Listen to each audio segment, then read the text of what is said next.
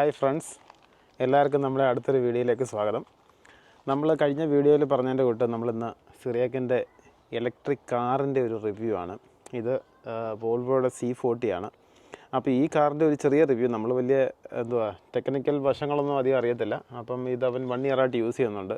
അപ്പോൾ അതിനെക്കുറിച്ച് ഒരു സാധാരണ ഒരു ഓണർ എന്നുള്ള നിലയ്ക്ക് അതിൻ്റെ കുറച്ച് അവന് തോന്നിയ പോസിറ്റീവ്സും കുറച്ച് നെഗറ്റീവ്സും, പിന്നെ നമ്മൾ ഇലക്ട്രിക് വണ്ടി യൂസ് ചെയ്യുമ്പോൾ അറിയേണ്ട കാര്യങ്ങൾ, അപ്പോൾ അതിനെക്കുറിച്ചൊക്കെയാണ് ഇന്നത്തെ വീഡിയോ. അപ്പം സിറിയാക്കിനെ വീണ്ടും നമ്മുടെ വീഡിയോയിലേക്ക് സ്വാഗതം ചെയ്യാം. Welcome to the video. Thank you. അപ്പോൾ നമുക്ക് വീഡിയോയിലേക്ക് കടക്കാം. തീർച്ചയായിട്ടും. അപ്പോൾ സിറിയാക്ക് വണ്ടി എന്നാണ് എടുത്തത്? ഈ വണ്ടി എടുത്തത് കഴിഞ്ഞ വർഷം മെയ് മാസമായിരുന്നു. 2023 മെയ്യിലാണ്. ഓക്കെ. അപ്പോൾ ഒരു വർഷവും 2-3 മാസങ്ങളുമായിട്ടുണ്ട്. ഇപ്പം ഞാനും ചോദിക്കട്ടെ, എനിക്ക് ഇപ്പോൾ ഈ ഇലക്ട്രിക് വണ്ടിയെക്കുറിച്ച് വലിയ പിടുത്തമൊന്നുമില്ല. നമ്മുടെ ഫ്രണ്ട്സിൽ ഇപ്പോൾ ഇലക്ട്രിക് വണ്ടി ആദ്യമായിട്ട് എടുത്തേക്കുന്ന നീയാണ്. ഇപ്പോൾ എൻ്റെ വണ്ടിയെക്കുറിച്ച് ആരും ചോദിക്കുകയാണെങ്കിൽ ഞാൻ പറയും എൻ്റെ വണ്ടി 2.5cc ആണ്, SUV ആണ്. അത് അങ്ങനത്തെയാണ് അങ്ങനത്തെ വണ്ടികളുടെ സ്പെസിഫിക്കേഷൻസ്. അപ്പോൾ ഈ ഇലക്ട്രിക് വണ്ടിയുടെ എന്താണ് ഇതിൻ്റെ സ്പെസിഫിക്കേഷൻസ് എന്തൊക്കെയാണ്? ഇലക്ട്രിക് വണ്ടിക്ക് നമ്മൾ CC എന്ന് പറയുന്നത് എപ്പോഴും പറയുന്നത് അതിൻ്റെ കിലോവാട്ട് പെർ അവറിലാണ്. അപ്പം അതിൻ്റെ ബാറ്ററി കപ്പാസിറ്റിയാണ് അതിൻ്റെ എൻജിൻ്റെ പവർ എന്ന് പറഞ്ഞു വരുന്നത്. അതിൻ്റെ ബാറ്ററി വണ്ടിയാണല്ലോ ഇത്. അപ്പം എനിക്ക് അതിനെക്കുറിച്ച് വലിയ ഇതിപ്പം കാറ്റഗറി ഇപ്പോൾ വോൾവോ ആണെങ്കിൽ വോൾവോയുടെ XC40 എന്ന് പറയുന്ന വോൾവോയുടെ ആ ബേസിൽ വരുന്ന വണ്ടി തന്നെയാണ്. അതിന്റെ സെയിം പ്ലാറ്റ്ഫോമിലാണ് ഇത് വരുന്നത്. ചെറിയ മോഡിഫിക്കേഷനോട് കൂടി ഇതാണ് വരുന്നത്. അപ്പം ഇതിനെ C40 എന്നാണ് പറയുന്നത്. ഇത് 69 കിലോവാട്ട് ബാറ്ററി കപ്പാസിറ്റി ഉള്ള കാറാണ്. ഇതിന്റെ 2 വേർഷനാണ് വരുന്നത്. റീചാർജ് വേർഷനും ടിൻ വേർഷനും. എൻ്റെത് റീചാർജ് എന്ന് പറഞ്ഞാൽ ബേസ് റീചാർജ്, അത് റിയൽ വീൽ ഡ്രൈവ് വേർഷനാണ്. മറ്റേ ടിൻ എന്ന് പറയുമ്പോൾ 4 വീൽ ഡ്രൈവ് ആണ്. 4 വീൽ ഡ്രൈവ് ആണ് അതിന്റെ വരുന്നത്. അതിന്റെ വ്യത്യാസമുള്ളൂ. ഒരു 5-6 വർഷമായിട്ട് പെട്രോൾ വണ്ടി കൊണ്ടു നടക്കുവാണല്ലോ. അത് കഴിഞ്ഞിട്ടാണല്ലോ ഇപ്പോൾ ഇതിലോട്ട് വന്നത്. അതെ. അപ്പോൾ ഈ പെട്രോൾ വണ്ടിയിൽ നിന്ന് പെട്ടെന്ന് ഇലക്ട്രിക് വണ്ടിയിലോട്ട് വന്നപ്പം എന്താണ് പെട്ടെന്ന് തോന്നിയത്, അല്ലെങ്കിൽ എന്തൊക്കെയാണ് മെയിൻ വ്യത്യാസങ്ങൾ? അതെ, 2 കാര്യങ്ങൾ. ഒന്ന്, കൺവെൻഷണൽ എഞ്ചിൻ വണ്ടികൾ എപ്പോഴും പെട്രോൾ അല്ലെങ്കിൽ ഡീസൽ ഉപയോഗിച്ചാണ് ഓടുന്നത്. ഇത് ഇലക്ട്രിസിറ്റി ഉപയോഗിച്ച് അല്ലെങ്കിൽ ബാറ്ററിയുടെ പവർ ഉപയോഗിച്ചിട്ടാണ് ഇത് ഓടുന്നത്. രണ്ടാമത്തെ വ്യത്യാസം, ഇലക്ട്രിക് വണ്ടിക്ക് പെട്രോൾ അല്ലെങ്കിൽ ഡീസൽ എഞ്ചിനേക്കാളും കുറച്ചുകൂടി പവർ കൂടുതലാണ്. ഇതിനാണ് പവർ കൂടുതൽ. ഇനീഷ്യൽ എഞ്ചിനാണെങ്കിലും ഇനീഷ്യൽ സ്റ്റാർട്ടിംഗ് പവർ ആണെങ്കിലും മറ്റേതിനെ സംബന്ധിച്ച് ഇതിന് കുറച്ചുകൂടി പവർ കൂടുതലാണ്. പിന്നെ ഉള്ളതെന്ന് വെച്ചിട്ടുണ്ടെങ്കിൽ പെട്രോൾ വണ്ടി അല്ലെങ്കിൽ ഇലക്ട്രിക് വണ്ടി ഡീസൽ വണ്ടി ആണെങ്കിൽ നിങ്ങൾക്ക് ഏതൊരു പെട്രോൾ സ്റ്റേഷൻ കൊണ്ടുപോകണം. ഇത് നിങ്ങളുടെ വീട്ടിൽ തന്നെ നിങ്ങൾക്കൊരു ചാർജിങ് സ്റ്റേഷൻ ഉണ്ട്. അപ്പം നിങ്ങൾക്ക് നമ്മൾ പമ്പ് അന്വേഷിച്ച് നടക്കുന്ന നേരം വീട്ടിൽ തന്നെ നമ്മൾ ചാർജ് ചെയ്യുന്നു. അത് നമ്മൾ പമ്പ് മറ്റേത് പോകുന്ന വഴിക്ക് പമ്പിൽ കയറി അടിക്കാം. ഇത് അതെ, അത് പിന്നെ ഞാൻ പറയാം. അതിൻ്റെ ഡിഫിക്കൽട്ടീസ് പറയുമ്പോൾ അത് പറയാം. പിന്നെയുള്ള കാര്യം എന്ന് പറഞ്ഞിട്ടുണ്ടെങ്കിൽ കുറച്ചും കൂടി എന്താ പറയുന്നത്, ന്യൂ സിസ്റ്റം വണ്ടിയുടെ ഇൻറ്റീരിയറിലാണെങ്കിലും അതിൻ്റെ ആയിട്ടുള്ള ഒരു ഇലക്ട്രിക് വണ്ടി ഇറങ്ങുമ്പോൾ അതിൻ്റെ പുതിയ ഒരു എന്താ പറയുന്നത്, വണ്ടികളിൽ പുതിയ വേർഷനാണല്ലോ വരുന്നത്. അപ്പോൾ അതിൻ്റെതായിട്ടുള്ള വ്യത്യാസങ്ങൾ പല വണ്ടിക്കാരും അതിനുള്ളിൽ വരുത്താൻ അവർ ശ്രമിച്ചിട്ടുണ്ട്. മിനിമൽ സാധനങ്ങളായിരിക്കും അതിൻ്റെ ഫ്രണ്ട് പാനൽസിൽ ഇൻവോൾവ് ചെയ്തിരിക്കുന്നത്. അപ്പം അതൊക്കെയാണ് മെയിനായിട്ടും ഞാനൊരു ഇലക്ട്രിക് കാറുകളിൽ നിന്നും നമ്മുടെ കാറുകളിൽ നിന്നും വ്യത്യാസമായി കണ്ടിരിക്കുന്നത്. ഇലക്ട്രിക് കാറിന് കുറച്ചുകൂടി ഒരു സ്റ്റൈലിഷ് ലുക്ക് ഉണ്ട് എന്ന് ഞാൻ പറയേണ്ടി വരും. അതെ. അപ്പം നമുക്ക് ഈ കാറിൻ്റെ ഇൻറ്റീരിയറൊക്കെ ഒന്ന് അത്യാവശ്യം, അതായത് എല്ലാം അല്ല, നല്ല അത്യാവശ്യം ചെറിയ ഇതിൻ്റെ ഫംഗ്ഷനും കാര്യങ്ങളൊക്കെ നമുക്കൊന്ന് പരിചയപ്പെടുത്തിയാലോ? അതെ. അപ്പോൾ ഇതിൻ്റെ വണ്ടിയുടെ നോക്കുവാണെങ്കിൽ, ഇപ്പോൾ വോൾവോയുടെ നോക്കുകയാണെങ്കിൽ, ഇത് വോൾവോയുടെ XC40യുടെ സെയിം ഇൻറ്റീരിയറാണ് ഇതിൻ്റെ C40യിൽ കൊടുത്തിരിക്കുന്നത്. ഒരു വ്യത്യാസവും ഞാൻ XC40 നിന്ന് C40യിലേക്ക് മാറിയപ്പോൾ കണ്ടിട്ടില്ല. കാരണം ഞാനൊരു സുഹൃത്തിൻ്റെ XC40 നോക്കി, എന്തിനകത്ത് വ്യത്യാസമില്ല. ഈവൻ സ്ക്രീൻ സൈസ് ആണെങ്കിലും സ്റ്റിയറിംഗ് ആണെങ്കിലും സ്റ്റിയറിംഗിലെ എന്നാ പറയുന്ന സ്വിച്ചസ് ആണെങ്കിലും കൺട്രോളിങ് സ്വിച്ചസ് ആണെങ്കിലും ഇതെല്ലാം സെയിം XC40യുടെ സെയിം മെത്തേഡാണ്. ഇതിൻ്റെ വെൻറ്റ് AC വെൻറ്റ് നോക്കിക്കഴിഞ്ഞ് കഴിഞ്ഞാലും സെയിം സൈസ്, സെയിം ഡിസൈൻ എല്ലാം സെയിം ആണ്. അതിനകത്ത് യാതൊരു വ്യത്യാസവും എനിക്ക് തോന്നിയില്ല. അപ്പോൾ ഇതിനകത്ത് നമ്മൾ പ്രത്യേകിച്ച് XC40 കണ്ടവർക്കാണെങ്കിൽ ഇതിനകത്തുനിന്ന് യാതൊരു വ്യത്യാസവും ഇതിന് തോന്നാൻ വ്യത്യാസമുണ്ടെന്ന് തോന്നില്ല. പിന്നെ ഇതിൻ്റെ ഇൻറ്റീരിയർ വെച്ച് നമുക്ക് ഞാൻ ഇൻറ്റീരിയർ പറയുകയാണെങ്കിൽ ഇതിൻ്റെ ക്രൂസ് കൺട്രോൾ സ്വിച്ചസ് നമുക്കൊരു സൈഡിലുണ്ട്. പിന്നെ രണ്ടാമതെന്നുണ്ടെങ്കിൽ ഇതിൻ്റെ നമ്മുടെ ഫങ്ഷണൽ കൺട്രോൾസ് ലൈക്ക് നമ്മുടെ music system changes, volume adjusting, അതെല്ലാം നമ്മുടെ സ്റ്റിയറിംഗ് കൺട്രോളിൽ വരുന്നുണ്ട്. പിന്നെ ഉള്ള ഒരു ഇതെന്ന് പറഞ്ഞിട്ടുണ്ടെങ്കിൽ നമുക്ക് വണ്ടിയിൽ എപ്പോഴും നമുക്ക് മാപ്പ് നമുക്ക് വണ്ടിയുടെ മാപ്പ് കാണാൻ പറ്റും സ്റ്റിയറിംഗിനകത്തൂടെ. അപ്പം നമ്മളൊരു ഡ്രൈവ് ചെയ്തുകൊണ്ടിരിക്കുമ്പോൾ നമ്മൾ സ്ക്രീനിലേക്ക് നോക്കണ്ട, നമുക്ക് ആ മാപ്പ് തന്നെ നമുക്ക് സ്ക്രീനിൽ ഡിസ്പ്ലേ ആയിട്ട് വരുന്നതാണ്. കുറച്ചുകൂടി നല്ല ഒരു ബ്രൈറ്റ്നസ് ആയിട്ടുള്ളൊരു സ്ക്രീനാണ് ഇത് ഇതിനകത്ത് നമ്മൾ വന്നിരിക്കുന്നത്. പിന്നെ വേറെ എന്താന്ന് നോക്കി ചോദിച്ചു കഴിഞ്ഞിട്ടുണ്ടെങ്കിൽ സ്ക്രീനിൽ ഇപ്പം നമ്മുടെ പിള്ളേർ നമ്മൾ കുറച്ചു നേരം നമ്മൾ എവിടെയെങ്കിലും നിൽക്കുകയാണ്, ഇതിനകത്ത് യൂട്യൂബ് ഉണ്ട്. അപ്പൊ നമുക്ക് അതെ നമുക്ക് എന്തെങ്കിലും ഒരു വീഡിയോയോ എന്തെങ്കിലും കാണണമെങ്കിൽ നമ്മൾ ഇപ്പം വീട്ടിൽ മീൻസ് നമ്മുടെ വീട്ടിലെ യൂട്യൂബായിട്ട് ലിങ്ക് ചെയ്തിരിക്കുന്നത് എൻ്റെ അക്കൗണ്ട് ലിങ്ക് ചെയ്തിരിക്കുന്ന കാരണം ഇപ്പൊ നമുക്കിപ്പോ ഒരു വീഡിയോ കാണണമെങ്കിൽ നമുക്ക് ചെറിയ രീതിയിൽ വീഡിയോ ഒക്കെ കണ്ട് നമുക്കൊന്ന് റിലാക്സ് ചെയ്തിരിക്കാവുന്നതാണ്. ബാക്കി സെയിം കാര്യങ്ങളൊക്കെ തന്നെയുള്ളൂ. പിന്നെ എപ്പോഴും അതിൻ്റെ അകത്ത് ഇലക്ട്രിക് വണ്ടിയുടെ ആകുമ്പോഴത്തേക്ക് നമുക്ക് അതിൻ്റെ അകത്ത് ഇനി എത്ര റേഞ്ച് കൂടി പോകും എന്നുള്ളത് നമ്മുടെ മറ്റു വണ്ടികളാണ് ഇത്ര മൈലേജ് ഓടും അല്ലെങ്കിൽ പെട്രോൾ ഇത്ര ഉണ്ടെന്ന് കാണിക്കും. നമുക്ക് ഇതിനകത്ത് റേഞ്ച് എത്ര മൈൽ ഓടും എന്നുള്ള റേഞ്ച് കാണിക്കുന്നു. മറ്റേ നമ്മുടെ പെട്രോൾ വണ്ടിയൊക്കെ റിസർവ് ആവത്തില്ല, അതുപോലെ എന്തായാലും ഇത് നോട്ടിഫിക്കേഷൻ വരികയാണ്. ഇപ്പം എക്സാമ്പിൾ പറയുകയാണെങ്കിൽ ഇപ്പം ഞാൻ ഇപ്പം മാപ്സില് നമ്മളിപ്പം ഒരു സ്ഥലം ഇപ്പം ഞാൻ അടുത്ത ആഴ്ചയിൽ കോൺവോൾ പോവാണ്. ഇപ്പൊ കോൺവോൾ പോവാണെങ്കിൽ നമ്മൾ കോൺവോൾ നമ്മൾ മാപ്പിൽ സെറ്റ് ചെയ്യുമ്പോൾ കാണിച്ചു തരാം.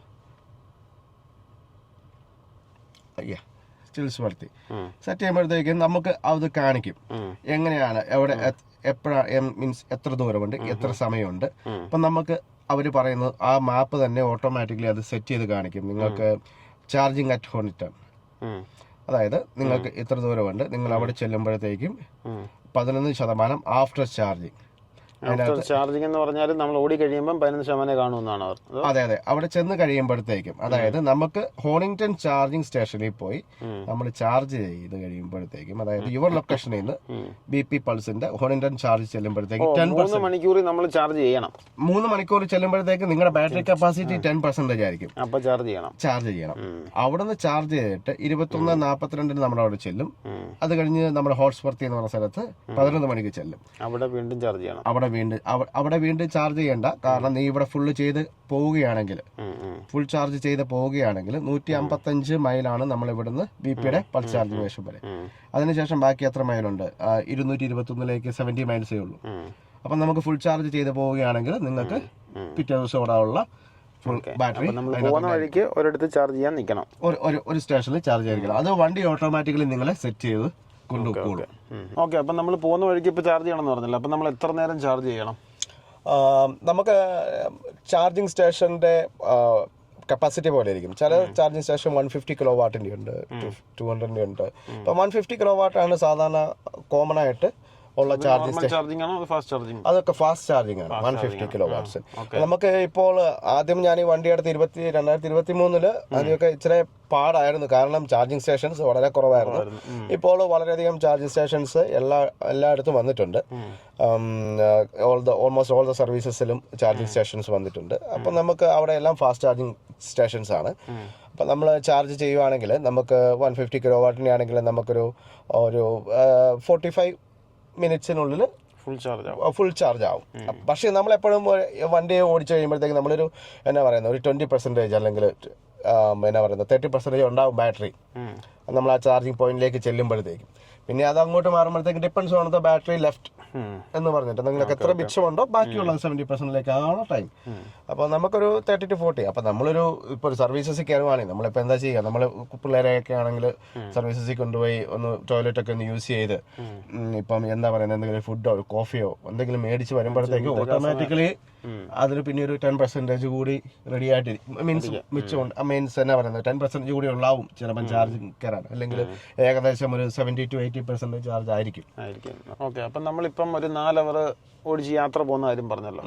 അപ്പം ഇപ്പം നേരത്തെ പെട്രോൾ അല്ല ഡീസൽ വണ്ടി കൊണ്ട് പോകുന്നതും ഇപ്പോൾ ഈ ഇലക്ട്രിക് വണ്ടി ചാർജ് ചെയ്ത് പോകുന്നതും തമ്മിൽ ഫിനാൻഷ്യലി ഉള്ള അല്ല എക്കണോമിക്കൽ ഡിഫറൻസ് എങ്ങനെയാണെന്നൊന്ന് പറയാം. എക്കണോമിക്കൽ ഡിഫറൻസ് നമുക്ക് രണ്ട് രീതിയിൽ പറയണം. ഒന്ന്, നമ്മൾ വീട്ടിൽ ചാർജ് ചെയ്യുന്നതും പുറത്ത് ചാർജ് ചെയ്യുന്നതും, അതാണ് മെയിനായിട്ടും നമുക്ക് എക്കണോമിക്കൽ ഡിഫറൻസ് ആയിട്ട് പറയാൻ പറ്റുള്ളൂ.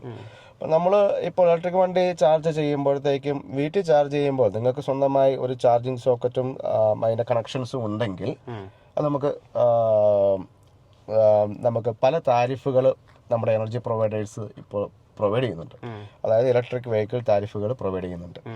ഇപ്പോൾ ഞാൻ എടുത്തിരിക്കുന്നത് ബ്രിട്ടീഷ് ഗ്യാസിൻ്റെ താരിഫാണ്. അതിൽ നൈറ്റ് ചാർജിങ് EV താരിഫാണ് എടുത്തിരിക്കുന്നത്. അപ്പം നൈറ്റ് ചാർജിങ് EV താരിഫിൽ നമുക്ക് നൈറ്റിൽ നമുക്ക് സെറ്റ് ചെയ്ത് വെക്കാം വണ്ടി ഇത്ര സമയം തൊട്ട് ഇത്ര സമയം വരെ ചാർജ് ചെയ്യുന്നു. അപ്പോൾ അവർ അതിന് 7p പെർ കിലോ വാട്ട് അങ്ങനെയാണ് ചാർജ് ചെയ്യുന്നത്. 7PA ഉള്ളൂ അതിൻ്റെ കിലോ വാട്ടിൽ ചാർജ് ചെയ്യുന്നത്. അപ്പോൾ നമുക്ക് ഒരു ഫുൾ ചാർജ് ചെയ്ത് വരാൻ വേണ്ടി 10% ചെയ്യുന്നു. ഒരു ഫുൾ ചാർജിലേക്ക് വരുമ്പോൾ 7p ആകുമ്പോഴത്തേക്കും നമുക്കൊരു എന്നാ പറയുന്നത് ഒരു 15 പൗണ്ട് 15 പൗണ്ട് 20 പൗണ്ടിനകത്ത് ചെയ്ത് എടുക്കാം. അതെ, ഈ 15 പൗണ്ട് നമ്മൾ എത്ര ഓടും? ഒരു 100% ചാർജ് ആയിട്ടിരിക്കുമ്പോൾ നമ്മുടെ വണ്ടിക്ക്, ഇപ്പോൾ എൻ്റെ വണ്ടിയെ കണ്ടില്ലേ, ഇപ്പോൾ നിങ്ങൾ 90% ആയിരുന്നു, കുറച്ചുകൂടെ റേഞ്ച് കാണിച്ചിരുന്നു 240.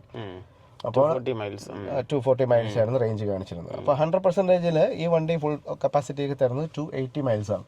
Miles compare to other cars, അതായത് ഇപ്പോൾ ടെസ്ല എടുത്തു കഴിഞ്ഞാൽ ടെസ്ല ലോങ് റേഞ്ച് വേറെ അതർ കാർസിൽ നോക്കുമ്പോഴത്തേക്കും മൈലേജ് കുറവാണ് ഈ വണ്ടിക്ക്.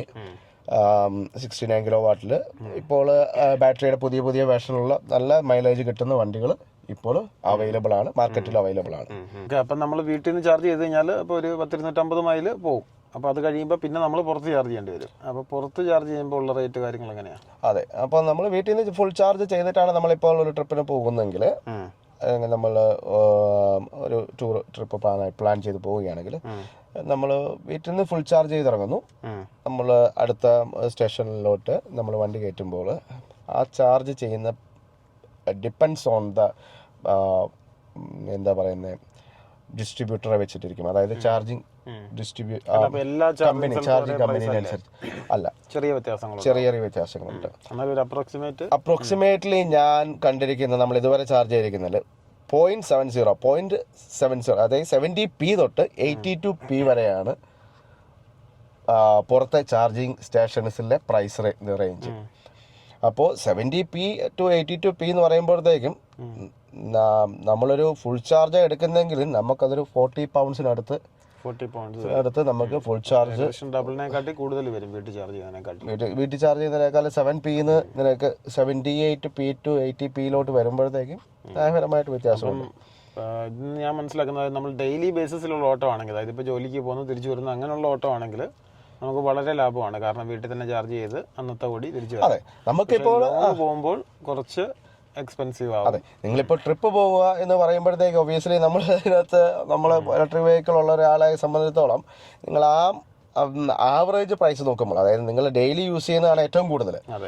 ട്രിപ്പ് പോകുന്നത് വൺസ് ഇൻ ആൻ ഇയറോ അല്ലെങ്കിൽ ട്വൈസ് ഇൻ ആൻ ഇയർ ഒക്കെ ആയിരിക്കും. നമ്മൾ നമ്മൾ 2 അല്ലെങ്കിൽ 3 പ്രാവശ്യം എപ്പോഴൊക്കെ ഉള്ളത്. പിന്നെ ട്രിപ്പ് നമ്മൾ ലോങ് റേഞ്ചിലോട്ട് പോകുന്നതിനെ കുറിച്ച് ചിന്തിക്കുമ്പോഴാണ് നമ്മൾ ഇപ്പോൾ ഫോർ എക്സാമ്പിൾ സ്കോട്ട്ലൻഡ്, വെയിൽസ്, അല്ലെങ്കിൽ യോർക്ക്, അല്ലെങ്കിൽ കോൺവാൾ ഇങ്ങനെ പോകുമ്പോഴത്തേക്ക് നമ്മൾ ഇതിനെക്കുറിച്ച് ടെൻഷൻ ആവുന്നുള്ളൂ. അല്ലെങ്കിൽ നമ്മുടെ പക്ഷെ എന്നിരുന്നാലും എനിക്ക് തോന്നുന്നു പെട്രോൾ വണ്ടിയെക്കാട്ടിലും കൂടുതൽ ലാഭം ഇത് തന്നെയാണ് അല്ലേ? എന്നിരുന്നാലും അതെ, പെട്രോൾ വണ്ടിയേക്കാളും ലാഭം ഇത് തന്നെയാണ്. പക്ഷേ നമ്മൾ എൻ്റെ കാര്യത്തിൽ നമ്മൾ ഓൾറെഡി പറഞ്ഞു കഴിഞ്ഞിരിക്കുന്നത്, ഞാനിത് ലീസ് വണ്ടിയാണ്. കാരണം നമുക്ക് ബാറ്ററിയുടെ കപ്പാസിറ്റീനെ അനുസരിച്ചാണ് ഇതിൻ്റെ നമ്മൾ ഒരു ഫോൺ ചാർജ് ചെയ്യുമ്പോഴത്തെ ഒരു അവസ്ഥ എന്താണ്. ഇപ്പം നമ്മൾ ഫോൺ ചാർജ് ചെയ്യുന്നതോറും ബാറ്ററിയുടെ അതായത് കപ്പാസിറ്റി കുറഞ്ഞു വരും. ഒബിയസ്ലി ഇത് ചാർജ് ചെയ്യുമ്പോഴും ബാറ്ററിയുടെ കപ്പാസിറ്റി കുറഞ്ഞു വരും. അപ്പോൾ ഒരു സ്വന്തമായി ഒരു വണ്ടി എടുത്ത് ബാറ്ററി വണ്ടി എടുക്കുമോ എന്ന് എന്നോട് ചോദിച്ചു കഴിഞ്ഞാൽ ഞാൻ പറയും അതൊന്നും കൂടി ഒന്ന് ആലോചിക്കേണ്ട കാര്യമാണ്. ഈ വണ്ടി 1 ഇയറും ഏതാണ്ട് 1 ഇയർ പ്ലസ് ആയല്ലോ യൂസ് ചെയ്യാൻ തുടങ്ങിയിട്ട്. അതെ. അപ്പോൾ സിറിയക്കിന് തോന്നിയ ഇത് പോസിറ്റീവും അല്ലെങ്കിൽ ഇതിൻ്റെ നെഗറ്റീവ് ദോഷങ്ങളും ഒന്ന് പറയാം. അപ്പം ആദ്യം എന്തൊക്കെയാണ് പോസിറ്റീവ് തോന്നിയതെന്ന് പറയാം. എൻ്റെ പ്യൂർ എക്സ്പീരിയൻസ് ഇതാണ് ഞാൻ ഈ പറയുന്നത്. ഇപ്പോൾ നമ്മൾ വണ്ടി കയറിയിരിക്കുകയാണ്, വണ്ടി സ്റ്റാർട്ടായി കിടക്കുകയാണെന്ന് രജിത്രി ഫീൽ ചെയ്യുന്നുണ്ടോ? സ്ക്രീൻ അല്ല ഓണാന്ന് വണ്ടി എഞ്ചിൻ ഓണാന്ന് തോന്നത്തില്ല, സ്ക്രീൻ ഓണായിട്ട് കാണാം. സ്ക്രീൻ ഓൺ ആയിട്ട് കാണാം. അപ്പൊ അതാണ് ഒന്നാമത്തെ പോസിറ്റീവായിട്ട് എനിക്ക് ഫീൽ ചെയ്തത്. വണ്ടിയുടെ മിനിമൽ നോയ്സ്, വണ്ടി സ്റ്റാർട്ട് ചെയ്തതോ എഞ്ചിന്റെ സൗണ്ടോ ഒന്നുമില്ല. വണ്ടി ഒരു റോഡിൽ കൂടി പോവുകയാണെങ്കിൽ പോലും നമുക്ക് ആ ഒരു വണ്ടിയിൽ ഇരുന്ന് യാത്ര ചെയ്യുന്നതിൻ്റെതായിട്ടുള്ള അങ്ങനെ അനാവശ്യ വൈബ്രേഷൻസോ സൗണ്ടുകളോ ഒന്നുമില്ല.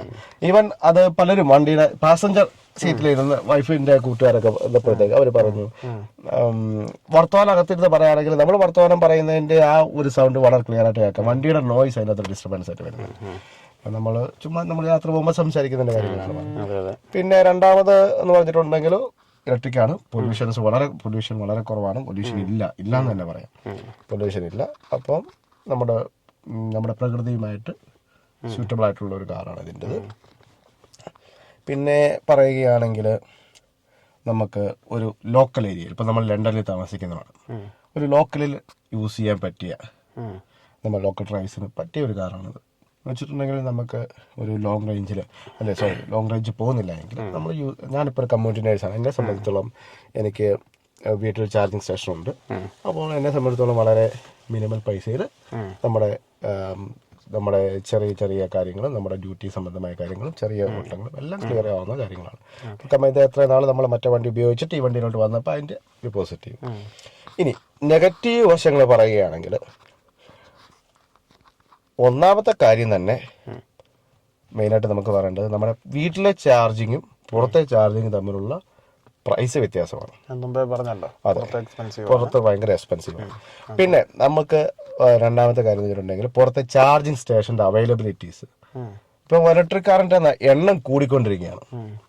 നമ്മൾ ഇപ്പോൾ പുറത്തേക്കൊന്ന് പോയി, ഇപ്പം നമുക്ക് അത്യാവശ്യമായിട്ടൊന്ന് ചാർജ് ചെയ്യണം, നമ്മളൊരു ചാർജിങ് പോയിന്റ് തപ്പിയെടുത്ത് ചെല്ലുമ്പോഴത്തേക്കും അതിവിടെ ചിലപ്പോൾ 2 കാർ അല്ലെങ്കിൽ 3 കാർ ചാർജ് ചെയ്യാനുള്ള സൗകര്യം ഉണ്ടാവുള്ളൂ. ആ 3 കാറും ചാർജ് ചെയ്യാൻ 3 കാറും ചാർജിങ് പോയിന്റ്സ് അൺഅവൈലബിൾ ആണ്, അല്ലെങ്കിൽ വേറെ വണ്ടികൾ ചാർജ് ചെയ്യേണ്ടിരിക്കുകയാണെങ്കിൽ നമ്മളത് വെയിറ്റ് ചെയ്യേണ്ടി വരും. അത് 40 മിനിറ്റ് ആണ് വെയിറ്റ് ചെയ്യേണ്ടി വരുന്നതെങ്കിൽ നമ്മുടെ സമയം നഷ്ടമാണ്. പിന്നെ നമ്മൾ ലണ്ടൻ ആയതുകൊണ്ട് കുറെ ചാർജിങ് പോയിന്റ് കാണും. എന്നിട്ട് പോലും അതെ, രണ്ടായതുകൊണ്ട് നിറയെ ചാർജിങ് പോയിന്റുകളുണ്ട്. പക്ഷെ എന്നിട്ട് പോലും നമുക്ക് ഈ ചാർജിങ് പോയിന്റ്സിൽ ചെല്ലുമ്പോഴത്തേക്കുള്ള ബുദ്ധിമുട്ടുകൾ അത് വളരെ ബുദ്ധിമുട്ടാണ്. പിന്നെ ആ ചാർജിങ് പോയിന്റ് ചെല്ലുമ്പോൾ അവിടുത്തെ കറന്റ് പാർക്കിംഗ് താരിഫ് ആപ്ലിക്കബിൾ ആണ്. നമ്മൾ പാർക്കിംഗ് പേ ചെയ്യണം. പാർക്കിംഗ്, അതെ. ഫോർ എക്സാമ്പിൾ, ഇപ്പം നമ്മൾ ഇലക്ട്രിക് വെഹിക്കിൾ ചാർജ് ചെയ്യുമ്പോഴത്തേക്കും ചിലയിടത്തൊന്നും നമുക്ക് പാർക്കിംഗ് കൊടുക്കണ്ട. പാർക്കിംഗ് ഫ്രീ ആണ്. അല്ലാതെ ഇപ്പോൾ parking notice parking camera controlled APNR used ഇതൊക്കെയാണെങ്കിൽ നമുക്ക് അവിടെ പാർക്കിംഗ് ചാർജ് അവിടെ വൃത്തിയായിട്ട് എഴുതിയിട്ടുണ്ടാവും. Parking tariff is applicable even though if you are charging the car എന്ന് പറഞ്ഞിട്ടുള്ള ക്യാമറ ആയതുകൊണ്ട് നമുക്ക് അടയ്ക്കാതിരിക്കാനും പറ്റത്തില്ല. ആള് വന്ന് ചെക്ക് ചെയ്യുന്നതാണെങ്കിൽ നമ്മൾ അതിനകത്തിരിക്കുവാണെങ്കിൽ നമുക്ക് പറയാം, ചാർജിങ് സ്റ്റേഷനിൽ പറയാവുന്നതാണ്. അത് കാര്യമാണ്. പിന്നെ അല്ലെങ്കിൽ ഇപ്പൊ നമുക്ക് അപ്പീൽ ചെയ്യുകയാണെങ്കിലും നമ്മൾ അപ്പീൽ ചെയ്യുന്നതിന്റെ അതിനകത്തുള്ള നൂലാമാലകളെല്ലാം നമ്മളെ ബുദ്ധിമുട്ടിക്കുന്നു. അത് കാരണം എനിക്ക് അങ്ങനെ കിട്ടിയിട്ടുണ്ട്. എനിക്ക് മക്ഡൊണാൾഡ്സിൽ നിന്ന് ഒരു പ്രാവശ്യം അങ്ങനെ ചാർജ് ചെയ്തപ്പോൾ കിട്ടിയതാണ്. അതൊക്കെയാണ് എനിക്ക് മെയിനായിട്ടും തോന്നിയ ബുദ്ധിമുട്ടുകൾ. പിന്നെ മറ്റേ നേരത്തെ പറഞ്ഞിട്ട് ബാറ്ററിയുടെ ലൈഫ് കുറയും. നമ്മളപ്പോൾ ഇപ്പോൾ ലീസ് കാർ ആകുമ്പോഴത്തേക്കും സ്വന്തമായിട്ട് വാങ്ങുന്ന ഒരാൾ ഒന്നും കൂടി ഒന്ന് ചിന്തിച്ചിട്ടേ ഇതിന് പോകാവുള്ളൂ. കുറച്ച് വർഷങ്ങൾ കഴിയുമ്പോൾ ചിലപ്പോൾ ബാറ്ററി മാറേണ്ടി വരും. അതാണ് അതിന്റെ വണ്ടിയുടെ മെയിൻ എക്സ്പെൻസീവ് ആയിട്ടുള്ള പാർട്ട്. അപ്പം അതിന് നല്ലൊരു ചിലവാകും എന്നുള്ളതാണ്. പക്ഷെ ബാക്കി കൂടുതൽ ഗുണങ്ങളാണ്. ഞാനെപ്പോഴും ഒരു പുതിയ കാർ എടുക്കുവാണെങ്കിൽ ലീസ് കാർ എടുക്കാനായിരിക്കും. ഞാനെപ്പോഴും ബാറ്ററി കാറാണെങ്കിൽ ലീസിൽ പോയി കഴിഞ്ഞിട്ട് നമുക്ക് ഫ്യൂച്ചറിൽ നല്ല ഡെവലപ്ഡ് ആയിട്ടുള്ള ബാറ്ററി കപ്പാസിറ്റി ഉള്ള വണ്ടികൾ വരുമ്പോൾ സ്വന്തമായിട്ട് എടുക്കാം.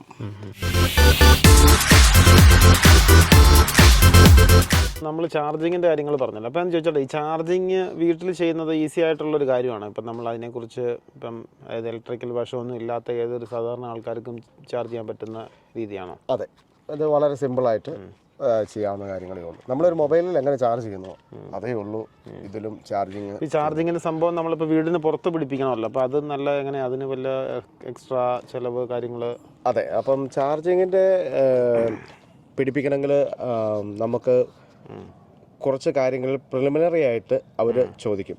അതായത് നമ്മുടെ ഇൻസ്റ്റാളേഷൻ ചെയ്യാൻ വരുന്ന ആൾക്കാർ ചോദിക്കും. ഒന്ന്, നിങ്ങൾക്ക് ഇലക്ട്രിക് മീറ്റർ ഇലക്ട്രിക് മീറ്റർ ആണോ എന്നുള്ളത്. ഓൾഡ് ജനറേഷൻ ഇലക്ട്രിക് മീറ്ററുണ്ട്, ഇലക്ട്രോണിക്കും ഉണ്ട്. ഇപ്പോൾ ഒരുമാതിരിപ്പെട്ട വീട്ടിലെല്ലാം ഇലക്ട്രോണിക് തന്നെയാണ്. അതെ. പിന്നെ ചോദിക്കുന്നത് നിങ്ങൾക്കൊരു ഡൈപോൾ സ്വിച്ച് അതിനകത്ത് ഉണ്ടോ എന്നുള്ളതാണ് ചോദിക്കുന്നത്.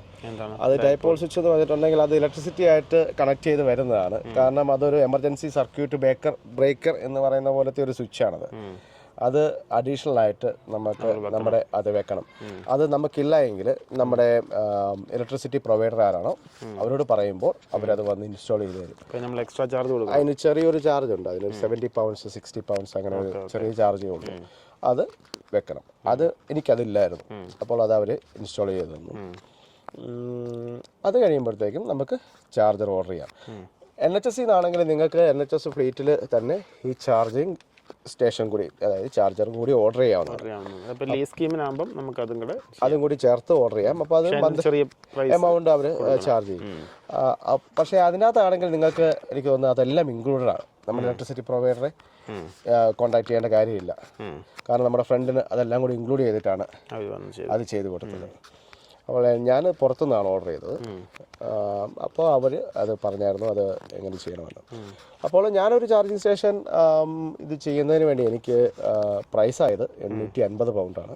850 പൗണ്ട് നമ്മൾ എക്സ്ട്രാ ചാർജിങ്ങിന് വേണ്ടിയിട്ട് നമ്മുടെ ചാർജിങ് സ്റ്റേഷന് ഇൻസ്റ്റാൾ ചെയ്യാൻ വേണ്ടി കൊടുത്തു. അത് ഇൻക്ലൂഡിങ് ഇൻസ്റ്റാളേഷനും എല്ലാം ചേർത്തിട്ടുള്ളതാണ് അതിനകത്ത് ആ പൈസ വന്നത്. അപ്പോൾ നമുക്ക് സിറിയക്ക് വണ്ടി ചാർജ് ചെയ്യുന്നത് എങ്ങനെയാണെന്ന് കാണിച്ചു തരും. നമുക്കതൊന്ന് കാണാം. അപ്പോൾ ഇതാണ് ഇപ്പം 800 പൗണ്ട് അല്ലേ, 850 കൊടുത്ത് ഇൻസ്റ്റാൾ ചെയ്ത സാധനമാണ്. അപ്പോൾ ഇതാണ് സംഭവം. എന്നിട്ട് ഈ വയറിംഗ് ഒക്കെ പുറത്ത് ഇതെല്ലാം അവർ ഇതെല്ലാം കൂടെ കൂട്ടി ചെയ്യും അല്ലേ? അതെ, ഇൻസ്റ്റാളേഷൻ എല്ലാം. അത് നമ്മൾ അവർ പറയുന്നുണ്ട്, നമുക്കത് ഡിപ്പെൻസ്. കാരണം നിങ്ങൾക്ക് 5 മീറ്റർ ആണ് അവർ ഈ long running cable from the electricity പോയിന്റിൽ നിന്ന്, അതായത് നമ്മുടെ മീറ്റർ പോയിന്റിൽ നിന്ന് ചാർജിങ് പോയിന്റിലേക്ക് 5 മീറ്റർ വരെ ഉള്ളതാണ് അവർ ചെയ്യുന്നത്. അവർ അതിൽ കൂടുതലാണെങ്കിൽ അവർ ചെറിയൊരു പൈസ അതിന് അഡീഷണൽ ആയിട്ട് ആഡ് ചെയ്യും. എനിക്ക് 5 മീറ്റർ താഴെ ഉണ്ടായിരുന്നുള്ളൂ, അതുകൊണ്ട് എനിക്ക് അതിന് പൈസ ഒന്നും കൊടുക്കേണ്ടി വന്നില്ല. അപ്പോൾ ഇതാണ് ഇലക്ട്രിക് ചാർജിങ് സ്റ്റേഷൻ എന്ന് പറഞ്ഞിട്ടുണ്ടെങ്കിൽ. ഇതെങ്ങനെയാണ് നമ്മൾ വണ്ടിയിൽ ചാർജ് ചെയ്യണമെങ്കിൽ? ഇത് സാധാരണ നമ്മളൊരു മൊബൈൽ ചാർജിങ് കേബിൾ പോലെ തന്നെയാണ് ഇതിൻ്റെ കേബിള്. അതിൻ്റെ കേബിള് ഇതിൻ്റെ കേബിളിൻ്റെ കവറാണ്. ആ കേബിൾ കവർ ഓപ്പൺ ചെയ്യുമ്പോൾ അതിൻ്റെ സേഫ് ആണല്ലോ, നമ്മൾ ടച്ച് ചെയ്താൽ പ്രശ്നമൊന്നുമില്ല. ഒരു പ്രശ്നമില്ല. ഓക്കെ അത് കുഴപ്പമൊന്നുമില്ല. അപ്പോൾ അത് നമ്മുടെ വണ്ടിയുടെ സോക്കറ്റുമായിട്ട് ജസ്റ്റ് കണക്ട് ചെയ്യുക എന്നുള്ളതാണ്. നമ്മൾ അകത്തുനിന്ന് ഓൺ ചെയ്യണം? അല്ല, അകത്തുനിന്ന് ഓൺ ചെയ്യുന്നതല്ല. നമുക്കിത് നമ്മുടെ മൊബൈലിൽ ആപ്ലിക്കേഷൻ വഴി കൺട്രോൾ ചെയ്യാനാണ്. ഇത് വൈഫൈ നമ്മളില്ലാത്തപ്പോൾ വീട്ടിൽ വന്ന് ആരും ചാർജ് ചെയ്തിട്ടൊന്നും പോകത്തില്ലല്ലോ. ഒരിക്കലും ചാർജ് ചെയ്യാൻ പറ്റില്ല. കാരണം ഇത് ചാർജിങ് പോയിന്റ് നമ്മൾ വൺസ് കണക്ട് ചെയ്തതിന് ശേഷം ചാർജിങ് പോയിന്റ് കണക്ട് ചെയ്യുമ്പോൾ നമുക്ക് അതിനനുസരിച്ചുള്ള നോട്ടിഫിക്കേഷൻസ് ഉണ്ട്, എല്ലാം ഉണ്ട്. അപ്പോൾ നമ്മൾ മൊബൈലിലാണ് അത് കൺട്രോൾ ചെയ്യുന്നത്. അതെ.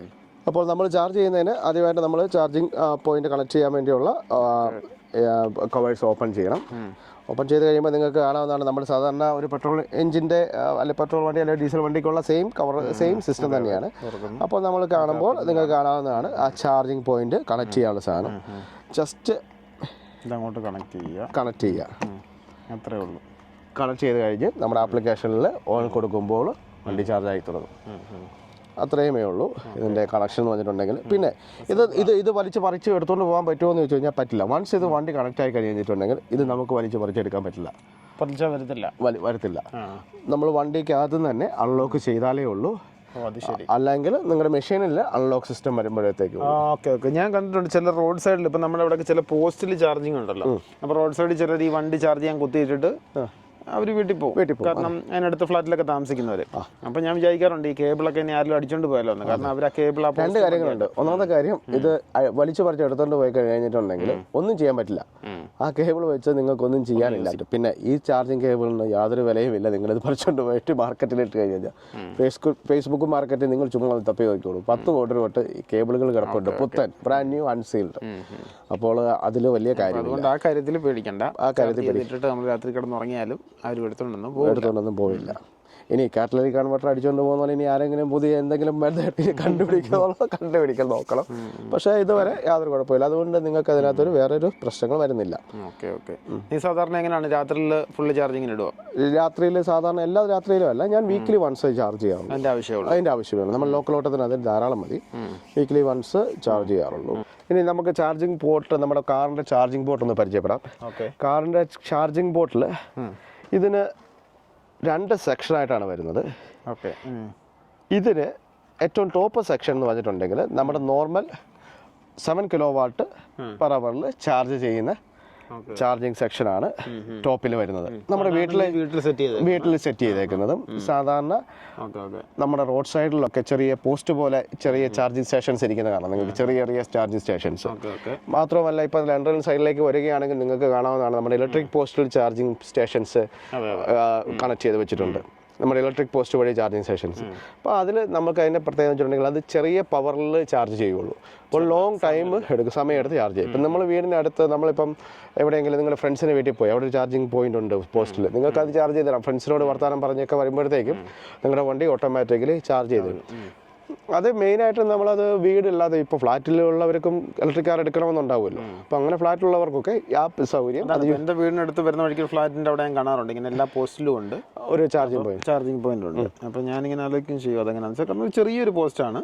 അപ്പോൾ അതിൽ ഓവർനൈറ്റ് ചാർജ് ചെയ്താൽ വേണ്ടിയാണ്. അപ്പോൾ അവിടെ ഒരു ചാർജിങ് ഉണ്ട്. അപ്പം ഇടയ്ക്ക് വരുമ്പോൾ വണ്ടി കണക്ട് ചെയ്തിട്ടേക്കുന്നത് കാണുമ്പോഴാണ് നമ്മൾ അറിയുന്നത് അവിടെ ചാർജിങ് കാണുന്നുള്ളത്. അപ്പോൾ ഓവർനൈറ്റ് ചാർജ് ചെയ്യാൻ വേണ്ടിയാണ് അതങ്ങനെയുള്ളത് വന്നിരിക്കുന്നത്.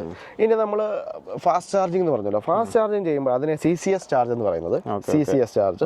അപ്പോൾ നമ്മൾ അതിന്റെ പോയിന്റ് ഇരിക്കുന്നത് ഇതേപോലെയാണ്, ആ ഷേപ്പിൽ തന്നെയാണ് ഇത് റീസൈൻ ചെയ്തിരിക്കുന്നത്. അപ്പോൾ നമ്മൾ ഈ ടോപ്പ് ബോട്ടം കവർ കൂടിയിട്ട് ഫാസ്റ്റ് ചാർജിങ് സ്റ്റേഷനിൽ ചെല്ലുമ്പോഴത്തേക്ക് അത് കണക്ട് ചെയ്യുമ്പോൾ ഇത് ഫാസ്റ്റ് ചാർജിങ് പോയിന്റിലേക്ക് വരിക. ഇതിനെ കുറച്ച് അവിടെ ചെല്ലുമ്പോൾ കേബിളൊക്കെ ഓട്ടോമാറ്റിക് അവിടെ തന്നെയുണ്ട്. അത് മെഷീനിൽ തന്നെ ഓൾറെഡി കണക്റ്റഡ് ആണ്. അപ്പോൾ അത് ചേർത്ത് കണക്ട് ചെയ്താൽ മാത്രം മതി.